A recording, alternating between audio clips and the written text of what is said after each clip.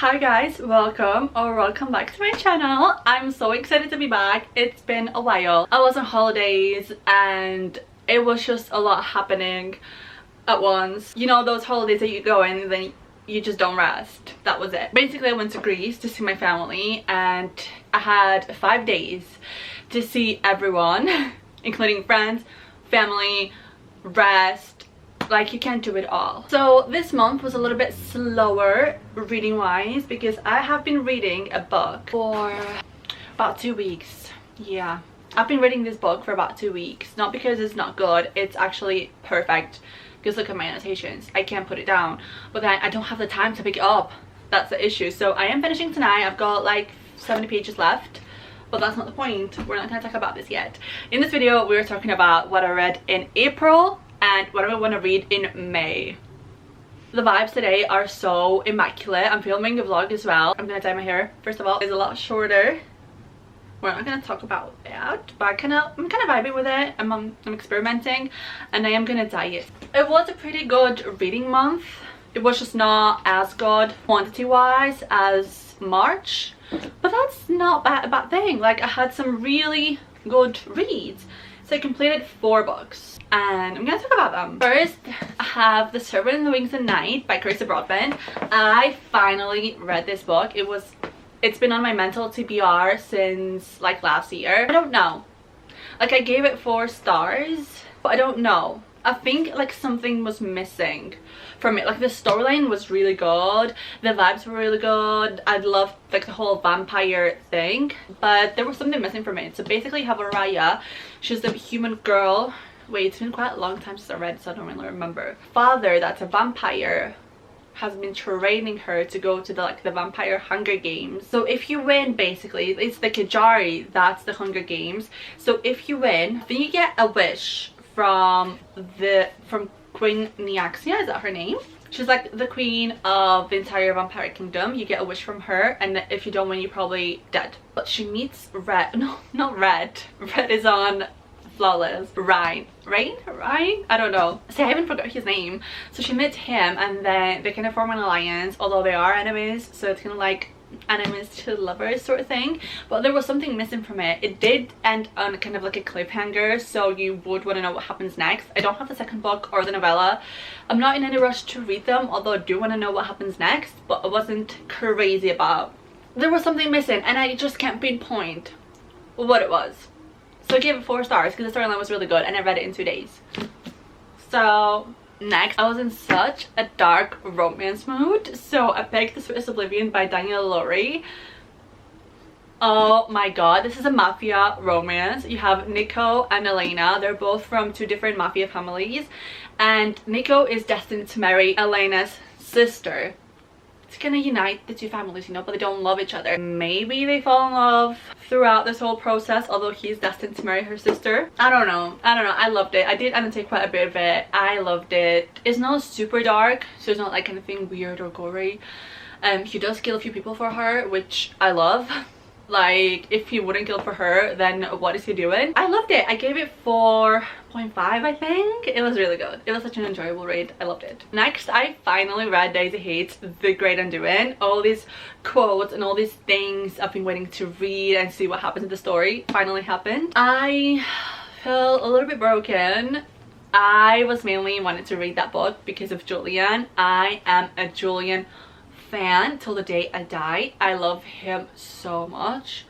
I'll die for Julian. Seeing his POV from what happened in Magnolia Park's The Long Way Home changed my life. I mean, I knew it was gonna break me a little bit, but I was like, I didn't cry because I don't really cry in books, although I did cry in The Long Way Home. The ending was what broke me. Anyway, it was so good. Like, it was so poetic. I just can't explain it. Like, just as writing, I couldn't not annotate like the whole thing. Like, it's so heavily annotated.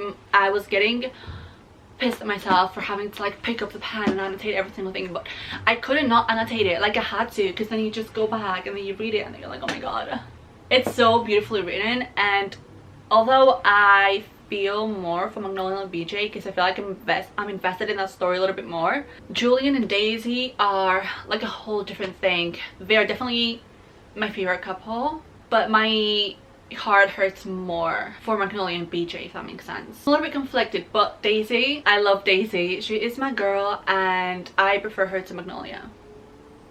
Sorry, I love her so much. So I gave this, of course, 5 stars because it was so good, so good. And then I finally the task, I finally read Assassin's Blade. It only took me a week, but I'm not gonna lie, it was a little bit boring in the beginning. So if you don't know, this is part of the Throne of Glass series by Sarah J Maas.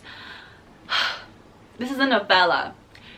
Time-wise, it takes place before the rest of the books. So some people like to read it first, which makes more sense in like a chronological order. But I didn't want to read it first. I wanted to go Throne of Glass, Crown Midnight, and then I had to go back in the past and read this, which is why I was putting it off for so long, and I'm so behind in the series. I gave it 4 stars. I don't know how to feel about it. The first half was so mind-numbingly boring. I had to really like push myself to get through it. Like I didn't care about what happened. Like it was nice to read, but I wasn't like so invested. And then obviously you get Sam in this book. So if you've read this book or any of the Throne of Glass, you know Sam. The other half, it was what broke me. I tried so hard not to cry. I was so angry when I finished this book. I don't know what I recommend you to read first, because this is a little bit controversial. People like to read it first because it makes more sense in a chronological order. But if I read this first, I don't think I would have the motivation to finish it, if that makes sense. But now, because I knew who Selena was, a little bit of her story, like her past was a little bit more interesting than it would have been if I read this first, if that makes any sense. But I did give it 4 stars. It was really, really heartbreaking. It just took me a few days to recover. So now I'm excited to go into the rest of the series because this is now done. Such a good reading month. I also started reading Just for the Summer by Abby Jimenez, my first Abby Jimenez book.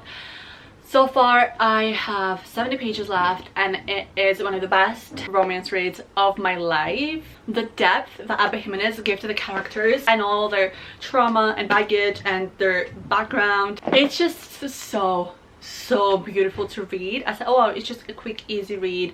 I'm not gonna annotate it like it's a fluffy romance. And it's not really fluffy. The main character, Justin, is the epitome of if you wanted to, you would.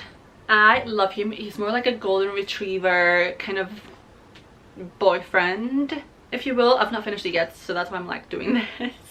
She's the one with the attachment issues. It's really interesting to see in reverse. I didn't think I would enjoy anything like that, so I went a little bit blind without knowing what this was about. I knew from the beginning of the book that this was going to be a 5-star read, and I've not even finished it yet, but I'm just so confident it's going to be a 5-star read, and I just can't help but annotating. Like, I can't stop annotating this book. Like, it's perfect, and that makes me want to read all of other Abby Jimenez books. I do have Yours Truly right here, but I'm a little bit scared to read it because people say it's really sad and it has a miscommunication trope, if I'm not wrong. So I'm a little bit scared. So now we're moving into the May TBR. This is probably going to change throughout the month, but I do like to set a little goal because here are some books that I've just wanted to read for a while, so maybe now that the weather is getting better is the time to read them. So I do want to read Betrayed by Emily Henry. Abby Jimenez Just for the Summer put me in such a summer mood, and I feel like I'm just so behind on hype for this. I read Happy Place last year when it came out and it wasn't my favorite. I loved her writing though. Like, that book flew for me. I read it in 2 days, but wasn't such a fan of it. I gave it 2 stars, which is probably a little bit mean. More like a 3, I'd probably say, because 2 I think is a bit mean. I didn't like the misunderstanding trope one bit, but maybe if I read it now I will like it more. I will appreciate it more because I was still in the beginning of my reading journey back then. So I think now I will appreciate it more if I read it. So I want to read Betrayed, and I'm going to take them by publishing order. So I'm going to read Betrayed, People Will Be on Vacation, Book Lovers, and then we do have Funny Story here, which I'm actually so excited to read because it's like the roommate trope. Then the next book is The Idea of You by Robin Lee. Listen, I just bought this today when I was out shopping and it really intrigued me. I'm not gonna lie, it really intrigued me. This just became a movie on Prime, but I'm not gonna watch the movie until I read the book. And the woman in Waterstone said that the book has a different ending than the movie, which really intrigued me. Basically, there's the age gap, but she's older because I think she's older. Anyway, he is in a boy band, so he's quite famous, and her daughter is obsessed with him. She's got posters all over her room apparently, and then her mother gets with him. Talk about tea and family drama. Imagine my mom now getting with Jungkook over there. You're not allowed. So it really intrigued me, and Taylor Jenkins Reid said this slayed me incredible. I will trust Taylor Jenkins Reid with my life.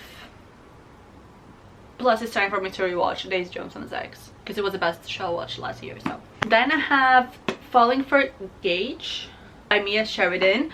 I have not read Archer's Voice. I've just seen this in Waterstones, and I thought, oh wait, I've not read anything Mia Sheridan, and I was really intrigued.